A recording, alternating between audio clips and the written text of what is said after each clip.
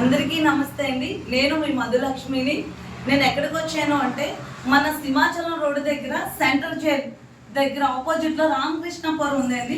అమ్మవారిని అక్కడ ప్రతిష్ఠించారు. అక్క వాళ్ళ పేరు కూడా తర్వాత నేను చెప్తాను. అమ్మవారిది 2వ వారం అండి ఇది అమ్మవారు కరెక్ట్గా ప్రతిష్ఠించడం. నిజంగా నేను మనసులో ఏమనుకున్నాను, చీర కట్టుకోవాలమ్మా అనుకున్నాను. వెంటనే నాకు అక్క ద్వారాగా ఫోన్ వచ్చి నువ్వు చీర కట్టమ్మన్నారు. నిజంగా వరాలు ఇచ్చే వరాహయమ్మ తల్లి మాకు దొరికారు. నిజంగా మన వైజాగ్లో 2వ అమ్మవారు ఈవిడ.